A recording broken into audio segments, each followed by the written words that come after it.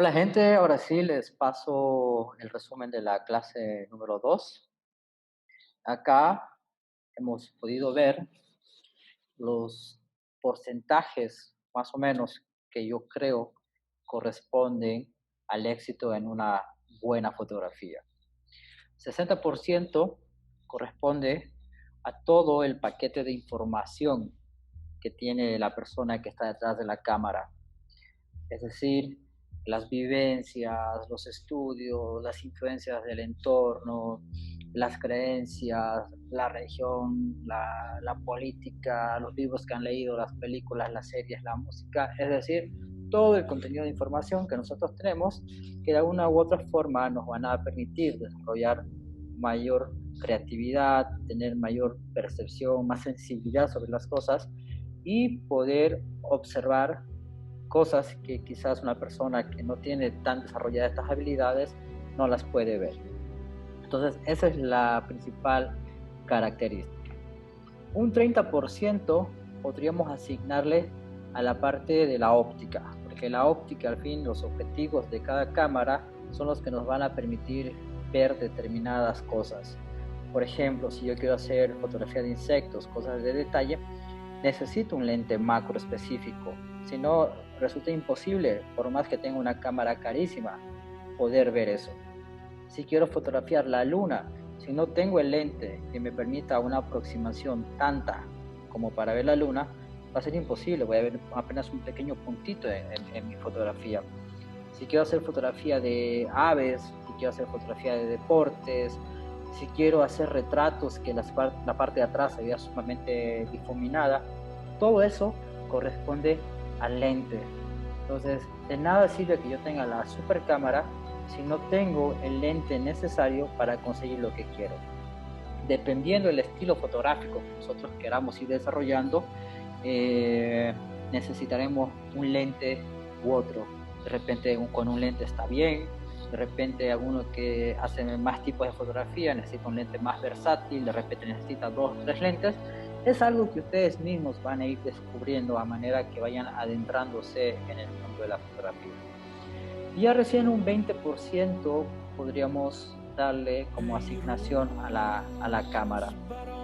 ¿Qué tendríamos que fijarnos en la cámara? El sensor de imagen, mientras más grande mejor, la cantidad de los megapíxeles, el tema de los contrastes, el número de disparos que puedes hacer por segundo, la sensibilidad ISO, cosas por el estilo, que realmente en muy pocos casos el éxito de una fotografía puede depender de la cámara netamente. Por decirles, quiero fotografiar aves o animales en movimiento, posiblemente sí necesite una cámara que me haga, no sé, 10, 15 disparos por segundo. De repente una cámara muy básica no tiene, máximo me hace 5 o 6 disparos. Entonces puede ser un poco limitante. De repente voy a fotografiar situaciones de muy poca luz, entonces necesito una cámara que me pueda permitir trabajar con sensibilidades muy altas y que no tenga ruido, que no pierda calidad. Pero generalmente el éxito va a depender más de los lentes y de la mirada, de la creatividad, de la percepción que pueda tener cada individuo. En ese sentido, nosotros tenemos diferentes tipos de cámaras y básicamente nosotros ya en fotografía, hablando de más profesionalismo, aficionados más avanzados, eh, descartaríamos una serie de cámaras y pensaríamos primero en las cámaras que tengan opciones manuales, es decir, que el usuario pueda ajustar determinadas cosas y tener un tamaño de sensor relativamente grande. Sensores full frame, el sensor más grande que vemos acá en la imagen, que serían las que corresponden a las cámaras profesionales, los sensores APS-C, que son los que tienen la mayoría de las cámaras. De hecho, todos ustedes en este curso tienen cámaras con sensor APS-C, salvo unas dos personas que tienen otro tipo de camaritas que tienen sensores más pequeños. Y el sensor más pequeño que vemos en este cuadro correspondería a un dispositivo móvil de gama alta. Ese es el principal motivo por el que un celular no se puede comparar con la calidad que te da una cámara. El tamaño de sensor de una cámara profesional, semiprofesional, es 10 veces 15 veces más grande que el sensor de un dispositivo móvil, de un celular. Entonces, por este motivo, personalmente preferiría en todo caso invertir, aunque sea en una cámara de bolsillo, que gastarme una fortuna en un celular de gama alta porque tiene la cámara con lente Leica y no sé qué cosas. No hay punto de comparación.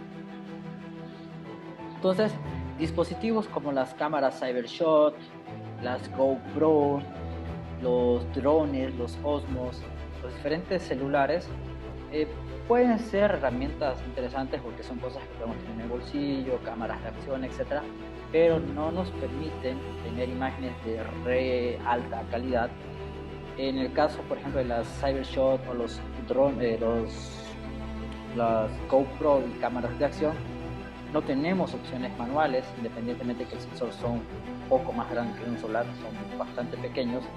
Y bueno, el celular, dependiendo del que tengamos, podemos tener controles manuales, pero nuevamente les repito, por muy buen celular que tenga, el sensor es ridículamente pequeño a comparación del sensor de una cámara profesional o una cámara más avanzada.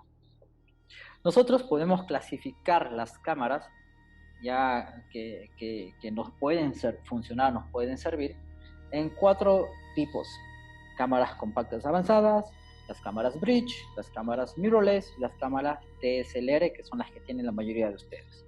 Las cámaras compactas avanzadas son cámaras de bolsillo que tienen sensores relativamente grandes. Hay cámaras que tienen sensor micro 4 tercios, cámaras que tienen sensor APS-C, cámaras que tienen inclusive sensores full frame. Obviamente, a manera que el sensor sea más grande, el precio se eleva una barbaridad. Así que en este tipo de cámaras encontramos equipos, los más económicos, a aproximadamente $600, $700, hasta cámaras de $4,000. Tenemos modos manuales, podemos controlar un montón de cosas. Tenemos visor, tenemos cualquier cantidad de opciones bastante interesantes. La única desventaja es que todo lo que yo voy a poder hacer con esta cámara va a depender del lente incorporado que viene. No puedo cambiar lente como en otro tipo de cámaras. Este tipo de equipos, para mí personalmente, son ideales para personas que quieren viajar. Alguien que quiere fotografía de viajes, que quiere tener una cámara compacta pero con prestaciones avanzadas, algo que lo puedas tener en la guantera, que lo puedas tener en tu mochila, que lo puedas tener en tu cartera todo el día, ideal, perfecto, para hacer fotografía callejera, reportajes. Yo personalmente he hecho muchos viajes, inclusive he hecho fotografía de paisajes de alta montaña con nevados en La Paz, un montón de cosas, reportajes sobre pueblos indígenas, varios trabajos con cámaras de este tipo. Marcas que les puedo recomendar, las Lumix, que sería la serie de cámaras de Panasonic, la Lumix LX100, por ejemplo, la LX100 Mark II, la serie G de la Canon. En Leica hay un par de equipos también de este tipo. Y bueno, Nikon, Canon tiene también otros, pero las que les acabo de mencionar para mí son las mejores, las top. Hay uno o dos modelos también en Fujifilm, pero creo que la serie Lumix y las de la Canon G son las mejores. Después están las cámaras bridge o super zoom, que son cámaras que tienen un cuerpo relativamente grande, casi del mismo tamaño que una cámara profesional, pero no tiene lente intercambiable.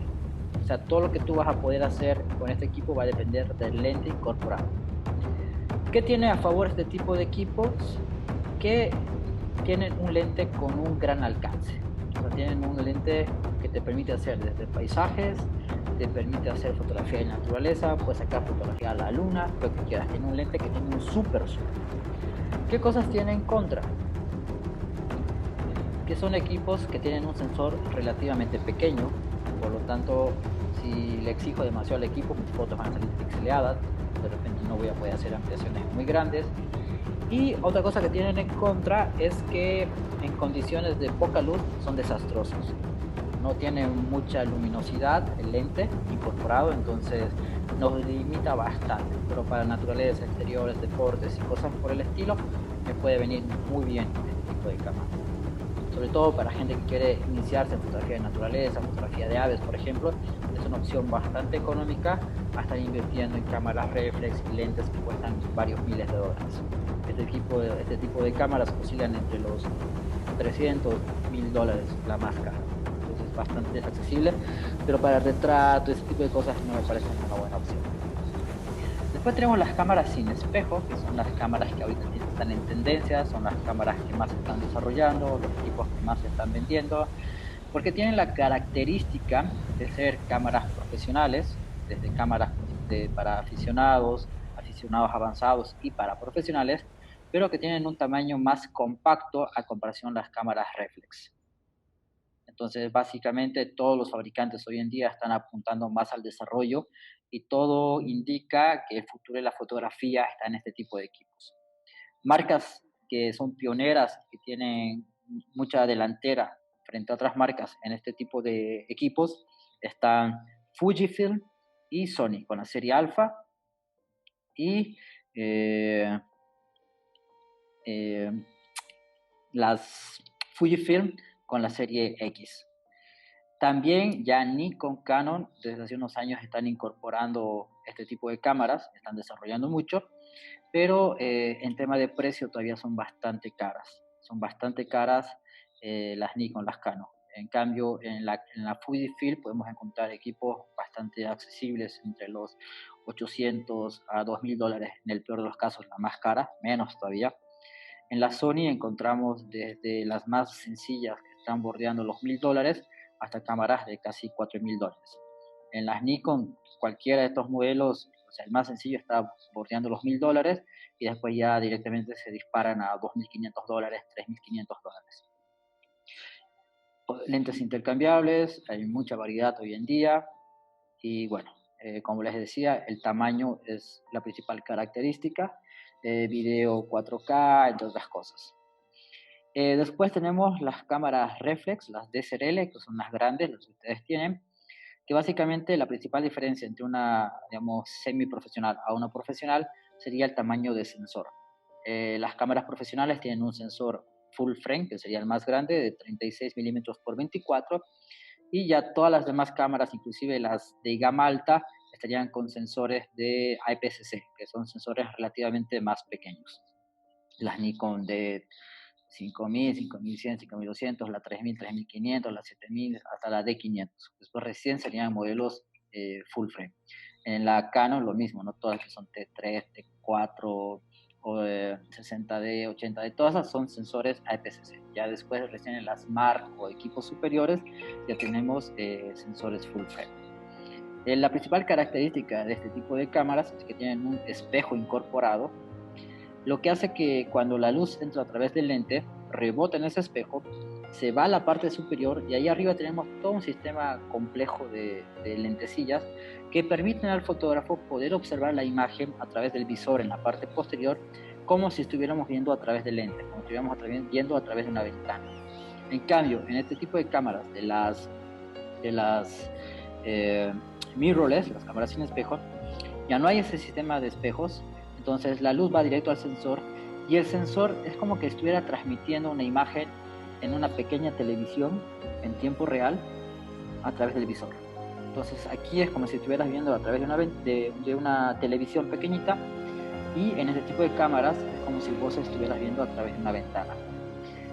Más allá de eso, dependiendo la gama a la que nos compremos, los equipos pueden ser buenos. Es decir, que una reflex o una mirrorless no es más ni peor que el otro formato de cámaras.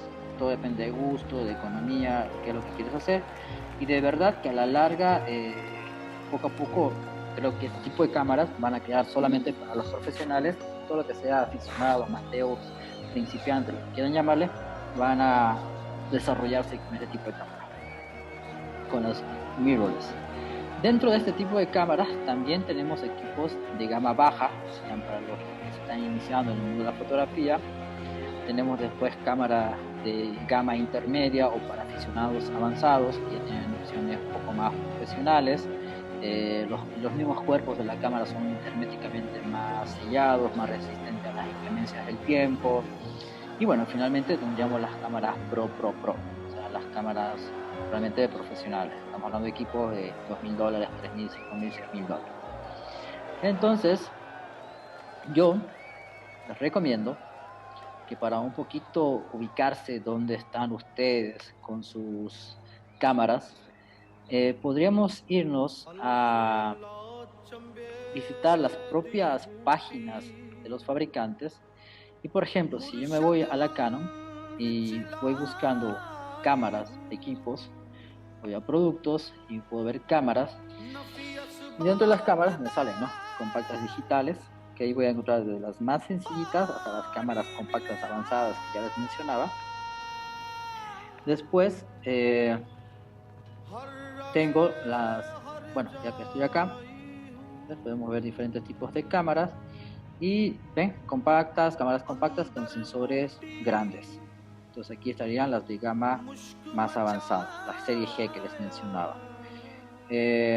Después tenemos las cámaras sin espejo, las mirrorless, y bueno, ahorita nos vamos a enfocar en las cámaras reflex EOS, que serían las DSLR, y podemos ver que el mismo fabricante nos va a hacer una pequeña clasificación entre diferentes formatos de cámaras, es decir, desde las cámaras reflex para principiantes, que serían las más básicas, las cámaras reflex para entusiastas o para aficionados más avanzados, y finalmente tendríamos las cámaras profesionales, que son ya las grandes, etc. Si nos vamos a Nikon, lo mismo, ¿no? Podemos ver productos, cámaras mirrorless, cámaras DSLR. Si nos vamos a las DSLR, vamos a ver un poco más o menos cómo están ordenados estos equipos. Podemos ver la más profesional, la de gama más alta que existe hoy en día en el mercado, que sería la Nikon D6, que está bordeando los $7.000, una de 80 y una que sería para aficionados, una 3.500. En otro formato, digamos, la más alta gama sería la de 800, una 7500, que sería una profesional para aficionados avanzados. No tiene sensor full frame, pero bastante buena. Y esta de acá, la 5600. Y bueno, diferentes tipos de cámaras, como que está ordenada desde la más top, una intermedia y una básica. Entonces, ya ustedes pueden entrar acá y ver más o menos dónde están ubicados sus equipos. Otra cosa que es muy importante es la parte de los lentes, por supuesto, la parte de la óptica. Y los lentes, hay dos formas de clasificarlos, ¿no? La primera forma de clasificarlos es de acuerdo a la distancia focal, es decir, el alcance, y eso lo podemos asignar como lente angular, un lente que ve aproximadamente lo que ve el ojo humano. Por ejemplo, el ojo humano equivale más o menos a 50 milímetros. Más o menos este es el ángulo de visión, es lo que nosotros veríamos parados en ese punto con un solo ojo. Los valores que están por debajo de eso llamamos angulares. ¿Por qué? Porque el ángulo de visión se abre. Podemos ver acá, el ángulo está a 47 grados 30 minutos, y si bajamos este valor, nuestro ángulo se amplifica bastante. Y a manera que nosotros nos vamos acercando, alejando de 50, el ángulo se empieza a reducir bastante, pero también me empieza a acercar a los objetos. Entonces depende de esto lo que yo pueda hacer. Por ejemplo, si tú tienes un lente de kit que sería un 18-50, vos básicamente podrías ver desde esto hasta 55, esto. Si de repente quieres hacer fotografía de aves, vas a necesitar un lente que tenga un acercamiento mucho más grande. Y la luminosidad principalmente está relacionado al diafragma, al número F, que mientras más cerca a uno sea, vas a tener mejores resultados, y eso te va a permitir que vos puedas tener mejor calidad en tu fotografía, poder hacer fotografías cuando hay poca luz, más estabilidad, y bueno, generar un mejor resultado. En tema de los lentes, existen dos gamas, dos grupos de lentes. Serían los lentes estándar, los lentes para aficionados, y después tenemos los lentes profesionales. En el caso de las Nikon, los lentes profesionales los van a reconocer porque en el mismo lente viene con una especie de anillo, una especie de circunferencia de color dorado. En el caso de las Canon, se llama la serie roja y viene con un anillo rojo. Si no tiene ningún anillo de color o tiene un plateadito o algo de esas cosas, algún otro color, es un lente estándar, un lente para aficionados. Entonces, bueno, el objetivo de esta clase era un poco conocer el tema del mundo fotográfico, la actualidad de las cámaras, que podamos identificar más o menos dónde están ustedes, qué alternativas tienen y que comprendan que el éxito de una buena fotografía no depende 100% de la cámara, depende de la persona, depende del lente y en un pequeño porcentaje depende del equipo. Así que espero que les sirva, paso algún material y nos vemos en la próxima clase.